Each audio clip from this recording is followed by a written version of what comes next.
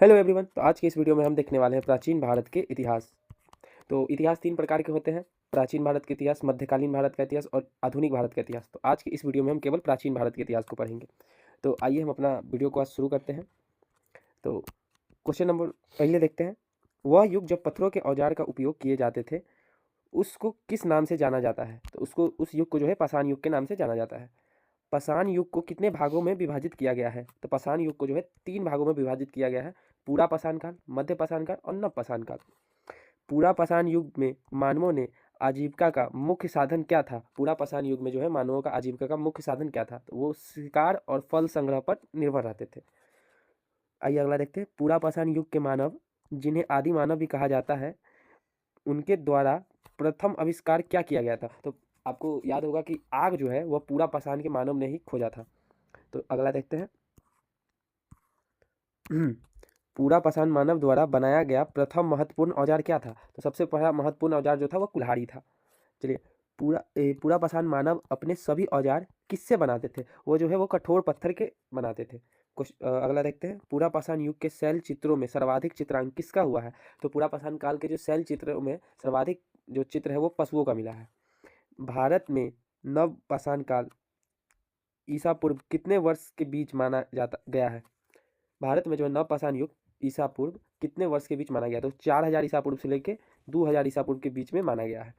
अगला देखते हैं। प्राचीन इतिहास के अध्ययन के संदर्भ में नवपाषाणिक शब्द का क्या तात्पर्य है? तो नवपाषाणिक शब्द का तात्पर्य हो जाता है आत्मनिर्भर अर्थव्यवस्था।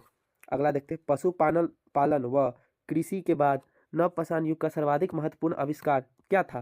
तो कृषि पालन और नवपाषाण युग सर्वाधिक जो इसका हो जाएगा वो पहिया हो जाएगा। पहिया, आग के बाद जो सबसे इंपॉर्टेंट आविष्कार वो पहिया ही था। अगला देखते हैं हम लोग। अ, किस युग एक मिनट किस युग में पहली बार मातृ देवी पूजा का स्पष्ट प्रमाण मिला है? मातृ देवी की पूजा का स्पष्ट प्रमाण वो जो नवपाषाण युग में मिला है।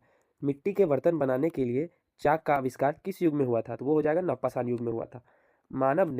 मानव के व्यवस्थित और स्थिर जीवन अथवा अस्थायी निवास का प्रारंभ किस युग में हुआ था? तो ये हो जाएगा नवपाषाण युग में हुआ था। और इसी युग में लोग खेती करना भी सीखे थे। चलिए, मनुष्य ने कपास व ऊन काटने और कपड़ा बनाने की कला किस युग में सीखी? ये भी हो जाएगा जो नवपाषाण युग में ही सीखी। ये काफ़ी जो इस प्रकार के क्वेश्चन है वो आ जाते हैं ऐसे 10th लेवल जैसे कार्यालय परिचारी का एग्जाम हो गया उसमें। चलिए अगला देखते हैं।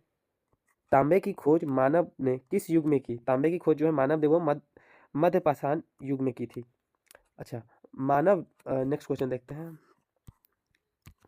मानव ने सबसे पहले किन अनाज फसलों की खेती की शुरुआत की थी? तो सबसे पहले जो उन्होंने गेहूं और जौ को उगाया था।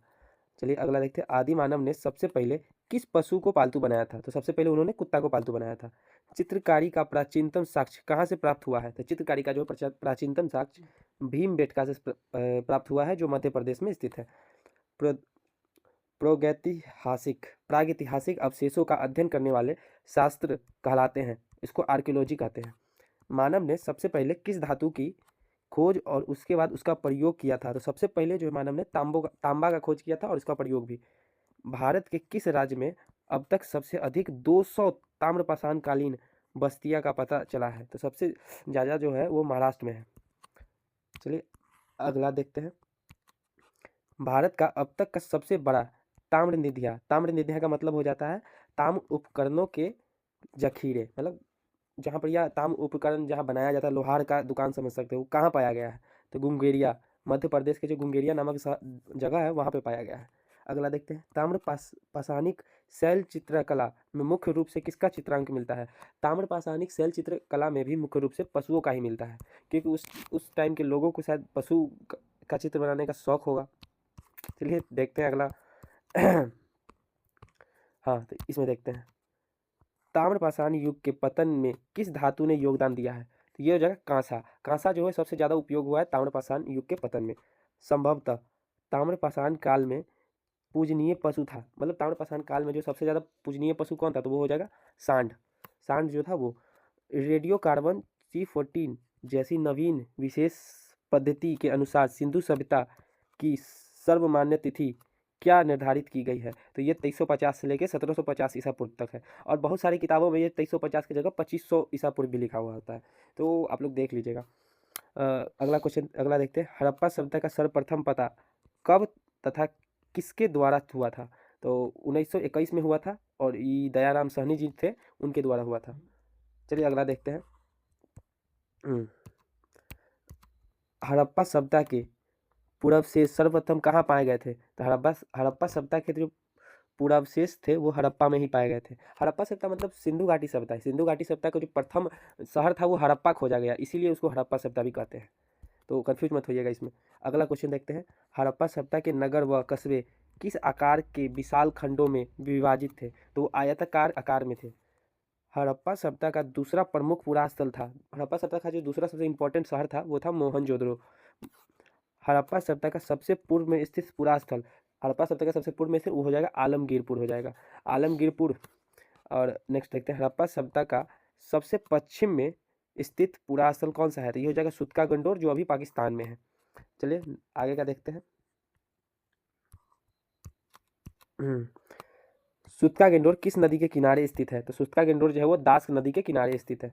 हड़प्पा सभ्यता किस प्रकार की सभ्यता थी? तो शहरी व व्यापारिक सभ्यता थी। हड़प्पा सभ्यता का सर्वाधिक महत्वपूर्ण गुण क्या था? तो हड़प्पा सभ्यता का जो सर्वाधिक महत्वपूर्ण गुण था वो नगर नियोजन था।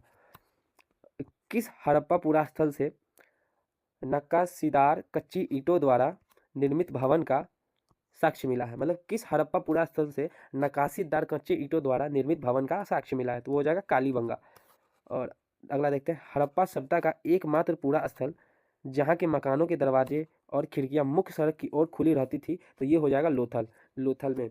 चलिए अगला क्वेश्चन अगला देखते हैं। किस हड़प्पा पुरास्थल से एक विशाल सार्वजनिक स्नानागार मिला है? तो मोहनजोदड़ो में, मोहनजोदड़ो में सबसे विशाल स्नानागार और सबसे बड़ा अन्नागार दोनों वहीं से मिला है। चलिए अगला देखते हैं। संभवतः हड़प्पा सभ्यता की सबसे बड़ी इमारत कौन सी थी? इसका साक्ष्य किस हड़प्पा पुरास्थल से प्राप्त हुआ है? तो ये अन्नागार हो जाएगा और सब मोहनजोदड़ो से मिला, ये अभी हम तुरंत आपको बताए थे। चलिए नेक्स्ट देखते हैं। किस हड़प्पा पुरास्थल से एक अनंत जल प्रबंधन प्रणाली की विकसित होने का प्रमाण मिला है? तो अनंत जल प्रबंधन प्रणाली की जो विकसित होने की है, मतलब सबसे ज़्यादा अच्छा ड्रेनेज सिस्टम वो कहाँ का था? तो वो धौलावीरा, सबसे बढ़िया जो धौलावीरा में था। नेक्स्ट क्वेश्चन देखते हैं। हड़प्पा सभ्यता के अब तक ज्ञात सभी नगरों में किसे सर्वाधिक समृद्ध, सुव्यवस्थित व खूबसूरत नगर माना गया है? तो ये धौलावीरा हो जाएगा, धौलावीरा। चलिए धौलावीरा को 1 जुलाई 2021 में धौलावीरा को यूनेस्को के धौलावीरा को जुलाई 2021 में धौलावीरा को यूनेस्को के विश्व विरासत स्थल की सूची में शामिल कर लिया गया है। ये अभी हाल ही में हुआ है, तो इसको भी याद कर लीजिएगा एज अ करेंट अफेयर। अगला देखते हैं। हड़प्पा वासियों का मुख्य पेशा क्या था? हड़प्पा वासियों का जो मुख्य पेशा था वो शिल्पकारी था। चलिए नेक्स्ट देखते हैं। किन हड़प्पा पुरा स्थलों से मनके बनाने की कारखाने का साक्ष्य मिला है? कौन सा हड़प्पा पुरा स्थल से मनके, मनके मतलब मटके, मटके और मनके में कोई अंतर नहीं है, समझे, मटके और मनके। तो ये जो लोथल और चनहुदरो में है वहाँ पर यह मिला है। कि किस हड़प्पा पुरास्थल से गोदी मतलब डॉकयार्ड का प्रमाण मिला है? तो ये हो जाएगा लोथल से मिला है। हड़प्पा में माप तौल की कौन सी प्रणाली प्रचलित थी? तो हड़प्पा में माप तौल की दशमलव प्रणाली प्रचलित थी। चलिए आगे का देखते हैं। हाँ, हड़प्पा में माप तौल की इकाई किस अनुपात में थी? माप तौल की जो इकाई थी वो 2 से 16 तक की थी। चलिए नेक्स्ट। हड़प्पा वासियों ने सबसे पहले किस फसल की खेती की थी? हड़प्पा वासियों ने सबसे पहले कपास की खेती की थी। हड़प्पा वासियों का मुख्य अनाज क्या था? तो हड़प्पा वासियों का सबसे जो मुख्य अनाज था वो गेहूं और जौ था। किन हड़प्पा पुरा स्थलों से विशेष प्रकार के गेहूं और जौ दोनों के अवशेष मिले हैं? विशेष प्रकार के गेहूं और जौ तो वो हड़प्पा और मोहनजोदड़ो से मिले हैं। चलिए आगे का देखते हैं। किन हड़प्पा पुरा स्थलों से धान की खेती का साक्ष्य मिला है? धान की खेती वो लोथल और रंगपुर से हो जाएगा, धान का साक्ष्य लोथल और रंगपुर हो जाएगा। किस हड़प्पा से जौ, तिल व सरसों से सर्वाधिक साक्ष्य मिले हैं? जौ, तिल और सरसों के जो सर्वाधिक साक्ष्य मिले तो वो हो जाएगा बनावली, बनावली जो है वहाँ से जौ, तिल और सरसों के सर्वाधिक साक्ष्य मिले हैं। चलिए आगे का देखते हैं। अगर आप लोगों को वीडियो अच्छा लग रहा है तो आप लोग लाइक सब्सक्राइब कर सकते हैं हमारे यूट्यूब चैनल को ऐसे ही वीडियो के लिए। चलिए नेक्स्ट देख लेते हैं। सबसे पहले किस हड़प्पा स्थल से जूते हुए खेत के साक्ष्य प्राप्त हुए हैं? तो जूते हुए खेत के जो साक्ष्य वो कालीबंगा से हो जाएगा। हड़प्पा पुरा स्थलों की खुदाई से प्राप्त कलाकृतियाँ में से कौन सी चीज़ सर्वोत्तम है? तो खुदाई से जो प्राप्त कलाकृतियों में से सबसे सर्वोत्तम जो है वो मुहरे हो जाते हैं। मुहरे कांसे के बनी एक नर्तकी की छोटी मूर्ति किस हड़प्पा पुरास्थल से प्राप्त हुई है? तो ये जो है मोहनजोदड़ो से प्राप्त हुई है। और हाँ, नेक्स्ट क्वेश्चन देख लेते हैं। हड़प्पा स्थलों से प्राप्त मिट्टी की मूर्तियां अधिकांश किनकी है? तो वो नारी की हो जाएगी। हड़प्पा स्थल, हड़प्पा सभ्यता की लिपि, हड़प्पा सभ्यता की लिपि के विशेष विषय में जानकारी किससे मिलती है? सॉरी, हड़प्पा सभ्यता की लिपि के विषय में जानकारी किससे प्राप्त होती है? तो इसमें हो जाएगा मोहरे से प्राप्त होती है। हड़प्पा वासियों की लिपि कैसी थी? तो हड़प्पा वासियों की जो लिपि थी वो भाव चित्रात्मक थी। हड़प्पा या सिंधु लिपि सर्वप्रथम कब प्रकाशित हुई थी? प्रकाश में आई थी सबसे पहले जो है 1853 ईस्वी में आई थी प्रकाश में। और संपूर्ण सिंधु लिपि का प्रकाश में आई थी, कब प्रकाश में आई थी? तो वो हो जाएगा 1923।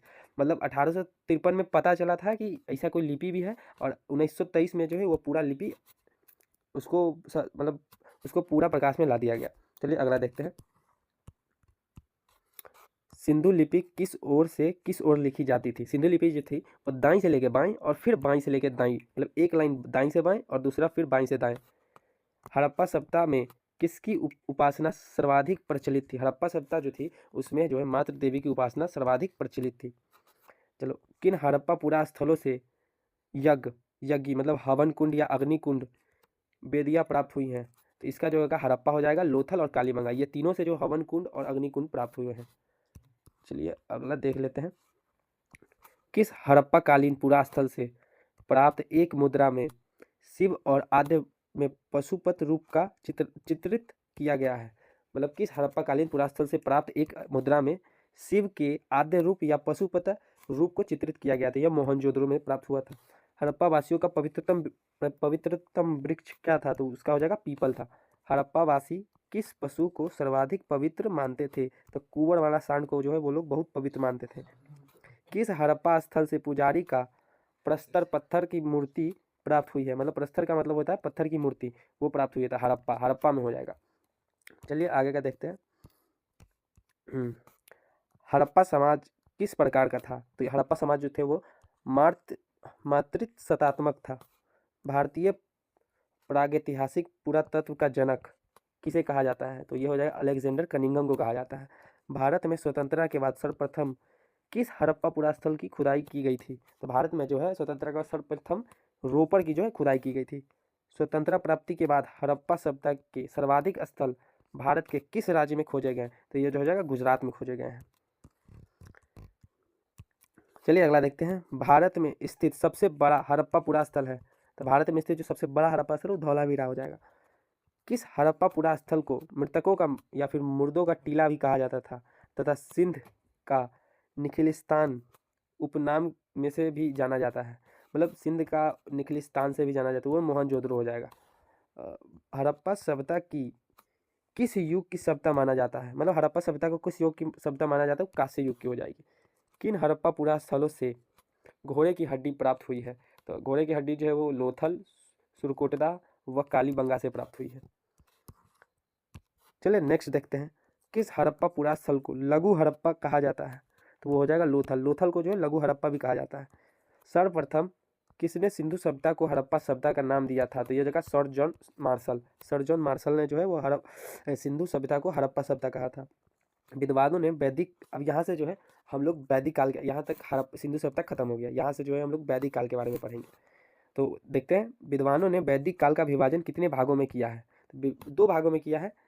एक हो जाएगा है ऋग वैदिक काल और दूसरा हो जाता है उत्तर वैदिक काल। चलिए नेक्स्ट देखते हैं। जिस काल में ऋग्वेद की रचना हुई है उसे क्या कहा जाता है? तो उसे ऋग्वैदिक काल कहा जाता है।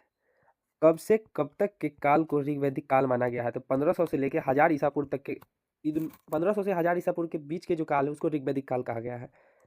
जिस काल में ऋग्वेद के अतिरिक्त अन्य 3 वेदों, ब्रह्म ग्रंथों, अर्णयकों तथा उपनिषदों की रचना हुई है उसे उत्तर वैदिक काल कहा जाता है। चलिए नेक्स्ट देखते हैं।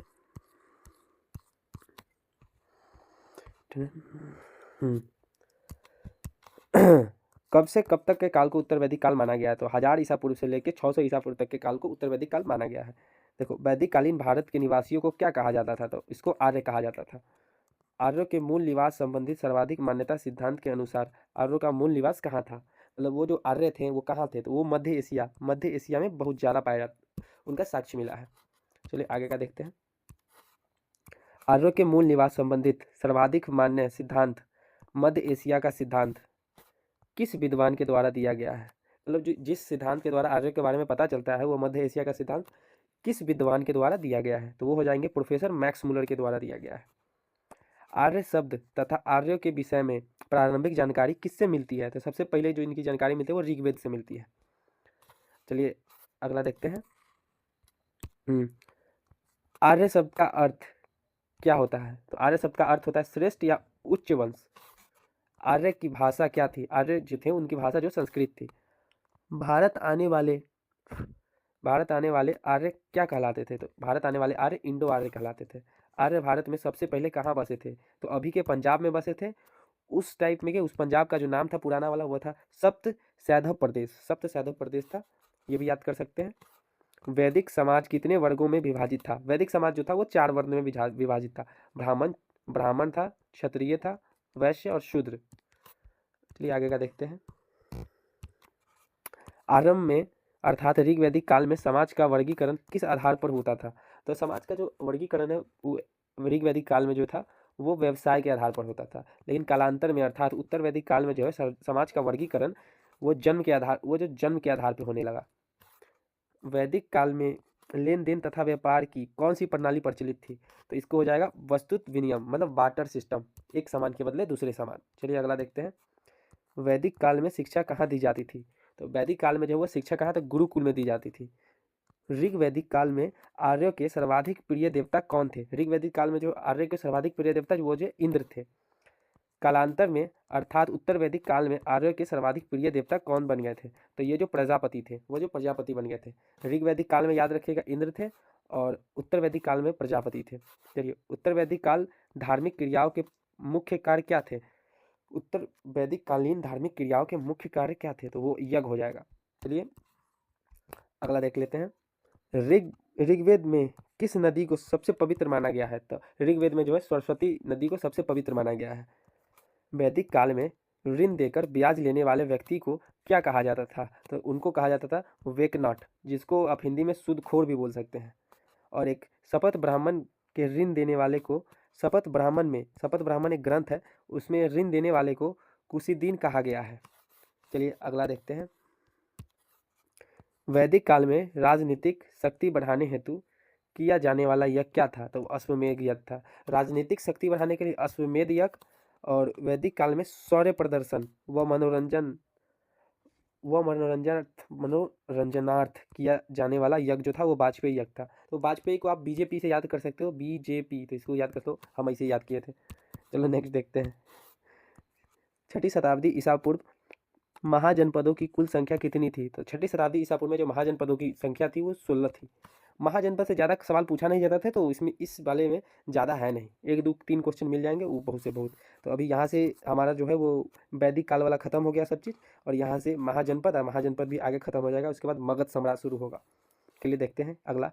किस ग्रंथ में ईसा पूर्व 6ठी शताब्दी में 16 महाजनपदों का उल्लेख है, तो हमको जो 16 महाजनपदों का उल्लेख मिलता है वो हो जाएगा अंग उत्तर निकाय नामक ग्रंथ में मिलता है, अंग उत्तर निकाय नामक ग्रंथ में। चलिए यहाँ से हमारा शुरू होता है मगध, यहाँ से मगध का साम्राज्य शुरू हो जाता है। चलिए तो मगध के जो थे सबसे प्राचीन ज्ञात राजवंश का नाम क्या है, तो सबसे प्राचीन ज्ञात राजवंश का नाम है वो बृहदर्थ हो जाएंगे। मगध के जो सर्वप्रथम किसने स्वतंत्र राज्य स्थापन की थी, मगध में जो स्वतंत्र राज्य थी वो बृहदर्थ जी ने स्थापित की थी। बृहदर्थ जी थे वो जरासंध जी के पप्पा थे। महाभारत कालीन जरासंध किसके पुत्र थे, तो हो जाएगा बृहदर्थ के। हर्यक वंश का संस्थापक कौन था, हर्यक वंश आप सब जानते होंगे, बिंबिसार जो थे इसके संस्थापक थे। बिंबिसार मगध की गद्दी पर कब बैठे थे, तो बिंबिसार जो है मगध की गद्दी पर 545 ईसा पूर्व में बैठे थे। चलिए आगे देखते हैं। हाँ, बिंबिसार ने किस नगर का निर्माण कर उसे अपनी राजधानी बनाई, बिंबिसार ने राजगृह बिंबिसार जो है वो उन्होंने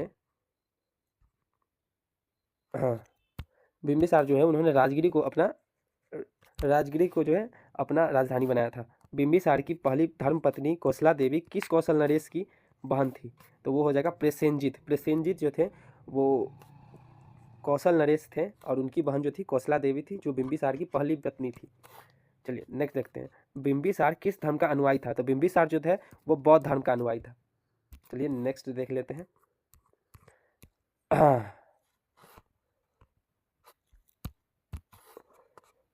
बिंबिसार का समकालीन राजवैद्य जिसे उसने महाबुद्ध की सेवा में भेजा था।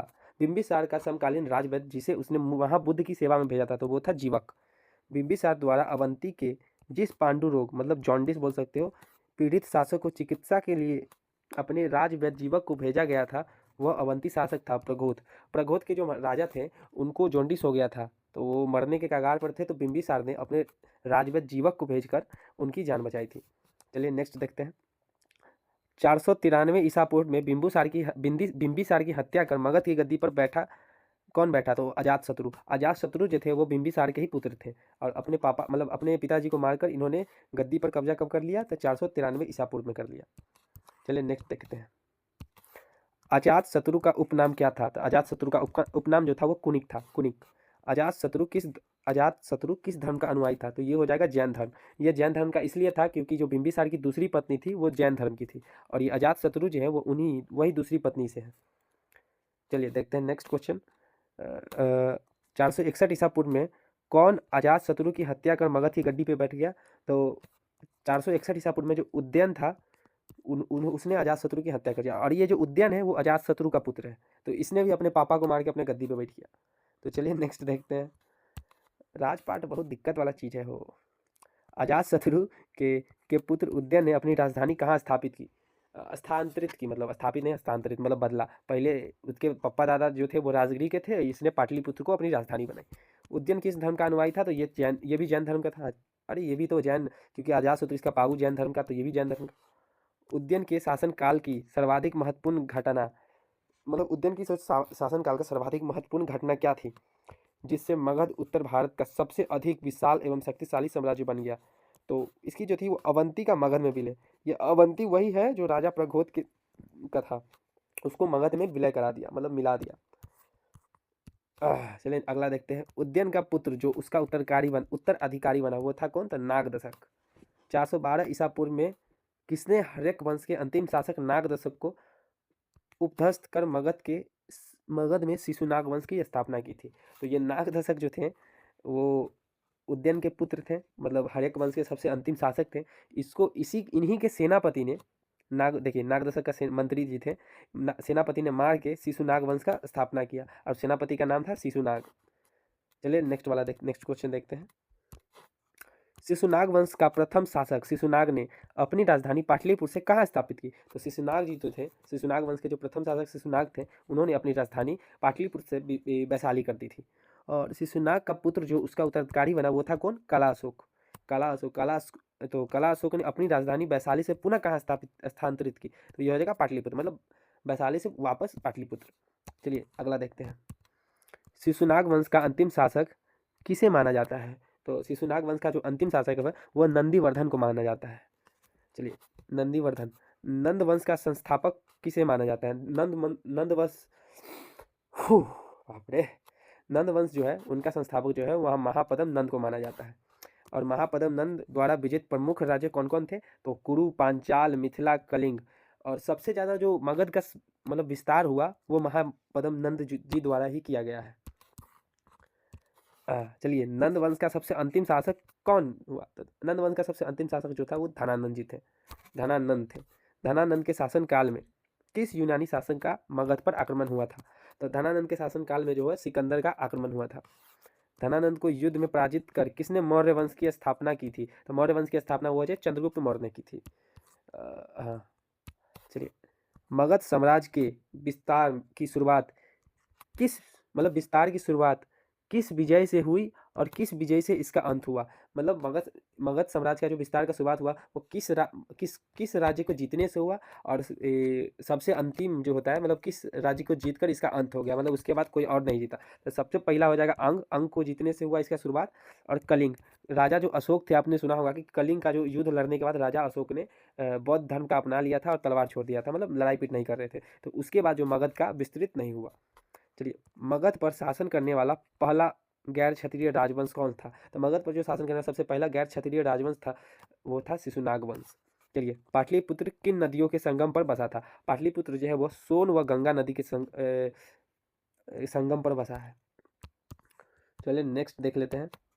अ, हाँ, प्राचीन काल में कुसुमपुर किस नगर का दूसरा नाम था? प्राचीन काल में जो है कुसुमपुर वो जो पाटलिपुत्र का नाम था। राजगिरी का निर्माण किस शासक ने करवाया था? तो राजगिरी का निर्माण जो है वो बिंबिसार ने करवाया था। ये जो क्वेश्चन है ये बहुत वीवीआई क्वेश्चन है, इसको आप याद ही कर लीजिएगा। बिंबिसार से रिलेटेड बहुत ज़्यादा क्वेश्चन आता है। मगध साम्राज्य का सर्वाधिक विस्तार किसके द्वारा किया गया था? मतलब किसने किया था? तो यह महापद्म नंद, हम आपको बता रहे थे यही महापद्म नंद है, इन्हीं के द्वारा किया गया था। चलिए नेक्स्ट देखते हैं। बिंबिसार के जो राजवैद्य जीवक ने आयुर्वेद की शिक्षा कहाँ से ली थी? जो वो हो जाएगा तक्षशिला। मतलब जीवक जो है वो तक्षशिला के शिष्य, मतलब तक्षशिला से शिक्षा लिए थे आयुर्वेद के। चलिए नेक्स्ट क्वेश्चन देखते हैं। चलिए सबसे पहले देख लेते हैं सिकंदर का जन्म कब हुआ था और यह किसका पुत्र था? तो सिकंदर का जन्म जो है 356 ईसा पूर्व में हुआ था और इसके जो पिता थे वो फिलिपिन द्वितीय थे। फिलिपिन द्वितीय कहाँ के राज मतलब शासक थे? तो मकुदुनिया के। फिलिपिन द्वितीय की मृत्यु के बाद कितने वर्ष की अल्प आयु में सिकंदर महान मकुदुनिया का शासक बन गया? तो वो 20 वर्ष में बन गए थे। चलिए अगला देखते हैं। सिकंदर ने भारत विजय अभियान कब शुरू कर दी था? 326 ईसा पूर्व में सिकंदर ने भारत विजय अभियान शुरू की थी। सिकंदर महान का मुख्य सेनापति कौन था? तो ये सेलुकस निकेटर जो है सिकंदर महान का मुख्य सेनापति था। चलिए नेक्स्ट देखते हैं। सिकंदर महान के भारत आक्रमण के समय पश्चिमोत्तर भारत के झेलम क्षेत्र पर किसका शासक था? तो पश्चिमोत्तर भारत के झेलम क्षेत्र पर जो पुरुष पौरस, जिसको पोरस बोल सकते हैं, पोरस पुरु का शासन था। मतलब पोरस व सिकंदर के बीच हुए युद्ध को किस नाम से? पोरस और सिकंदर के बीच में हुए युद्ध को हम हेडस्पस के युद्ध के नाम से जानते हैं। हेडस्पिच का भारतीय नाम क्या है? हेडस्पिच का भारतीय नाम ये है बितिस्ता या झेलम। झेलम नदी को हेडस्पिच कहा जाता है और बितिस्ता ही झेलम का दूसरा नाम है। सिकंदर अपने द्वारा विजित भारतीय प्रदेशों को अपने सेनापति को सौंपकर वापस यूनान के लिए प्रस्थान कर गया। तो उसके सेनापति कौन थे? जो सेलुकस निकेटर थे, उनको सौंपकर वो अपने यूनान लौट गया था। चलिए नेक्स्ट देखते हैं। सिकंदर की अकाल मृत्यु के बाद बेबीलोन का राज्य किससे प्राप्त हुआ? मतलब सिकंदर की अकाल मृत्यु के बाद बेबीलोन का जो राज्य है वो सेलुकस निकेटर को प्राप्त हुआ था। सिकंदर का आक्रमण नामक ग्रंथ का लेखक कौन था? मतलब कौन है? तो उसका एरियन जो है वो है। सिकंदर का आक्रमण नामक ग्रंथ का कौन लेखक है? तो एरियन हो जाएगा। Alexander of the Arachosians Alexander of the Arachosians अर्थात आधुनिक कांधार नगर की स्थापना किसने की थी? तो सिकंदर ने। मतलब कांधार जो नगर है उसकी स्थापना सिकंदर ने ही की थी। मौर्य वंश का इतिहास जानने के लिए विदेशी विवरणों में सर्वाधिक महत्वपूर्ण कौन सा है और इसके लेखक जो है वो कौन है? तो मौर्य वंश के लिए इंडिका हो जाएगी और मेगास्थनीज जो है ये इसके लेखक है। मौर्य साम्राज्य का संस्थापक कौन था? तो ये चंद्रगुप्त मौर्य हो जाएंगे। चलिए नेक्स्ट देखते हैं। चंद्रगुप्त मौर्य का जन्म कब और इनकी माता का नाम क्या था? तो इनकी माता का नाम मूरा था और इनका जन्म 345 ईसा पूर्व में हुआ था। चंद्रगुप्त मौर्य ने शिक्षा कहाँ से प्राप्त की थी? तो शिक्षा इन्होंने तक्षशिला से प्राप्त की थी। तक्षशिला में चंद्रगुप्त के शिक्षक कौन थे जिनकी मदद से उसने एक विशाल सेना तैयार की? तो इनके जो शिक्षक थे वो चाणक्य थे। चलिए अगला देखते हैं। राजा बनने के पहले चंद्रगुप्त का पहला अभियान किस राज्य के विरुद्ध था जो असफल रहा? तो सबसे पहला अभियान जो है वो मगध के विरुद्ध था जो असफल रहा। राजा बनने के पहले चंद्रगुप्त का सबसे पहला सफल अभियान किस राज्य के विरुद्ध था? इस अभियान में उसने किन्हें पराजित किया था? तो ये हो जाएगा पंजाब व सिंध के विरुद्ध था और यूनानियों, उस टाइम में पंजाब और सिंध पर यूनानियों का कब्जा था तो उसके विरुद्ध में था जिसमें यह सफल रहे थे। चलिए नेक्स्ट देखते हैं। किसके विरुद्ध सफलता ने चंद्रगुप्त मौर्य को संपूर्ण उत्तर भारत का स्वामी बना दिया था? तो धनानंद वो चंद्रगुप्त मौर्य से ही हारे थे। इसके बाद चंद्रगुप्त मौर्य जो है वो पूरा मगध के जो है वो राजा बन गए थे। चंद्रगुप्त मौर्य मगध की गद्दी पर कब बैठा था? मतलब कब बैठा था? तो वो हो जाएगा 322 ईसा पूर्व में बैठे थे। चंद्रगुप्त मौर्य का राज्य अभिषेक किसने किया? तो चाणक्य ने। चंद्रगुप्त मौर्य का राज्याभिषेक चाणक्य ने किया। सेल्यूकस निकेटर ने चंद्रगुप्त मौर्य के दरबार में किसे अपना राजदूत जो है वो नियुक्त किया? तो मेगास्थनीज को अपना राजदूत नियुक्त किया था। चलिए नेक्स्ट देखते हैं। चंद्रगुप्त मौर्य ने अपने जीवन के अंतिम समय में कौन सा धर्म स्वीकार कर लिया? तो वो उन्होंने अपनी अंतिम समय में जैन धर्म स्वीकार कर लिया। स्वर्ण बेलगोला, इसका हो जाएगा श्रवण बेनगोला में चंद्रगुप्त की मृत्यु कब तथा किस कारण से हुई? तो 298 ईसा पूर्व उपवास से जिसे जैन परंपरा में संलेखना कहा जाता है। 298 ईसा पूर्व में चंद्रगुप्त मौर्य की मृत्यु हो गई थी, वो भी उपवास से हो गई थी जैन धर्म की परंपरा के अनुसार। बिंदुसार मगध की गद्दी पर कब बैठा था? 298 ईसा पूर्व में जो है बिंदुसार मगध की गद्दी पर बैठा था। चलिए नेक्स्ट देख लेते हैं। बिंदुसार मगध की गद्दी पर 298 ईसा पूर्व में बैठा था। वायु पुराण के अनुसार बिंदुसार को क्या कहा जाता था? ये हो जाएगा भद्रासार। भद्रासार जो है वायु पुराण के अनुसार से इसको कहा जाता था। तो आज के लिए बस इतना ही। अभी जो कुछ 2-3 आधा बच गया है वो हम अगले कल के वीडियो में हम पूरा डाल देंगे। तो अभी आप इसी वीडियो को थोड़ा सा सपोर्ट करें। अभी मेरा चैनल भी ग्रो नहीं हुआ है। अगर आप लोगों को मेरा कंटेंट अच्छा लग रहा है तो आप लोग सब्सक्राइब कर सकते हैं और ऐसे ही सपोर्ट दिखाते रहिए। धन्यवाद।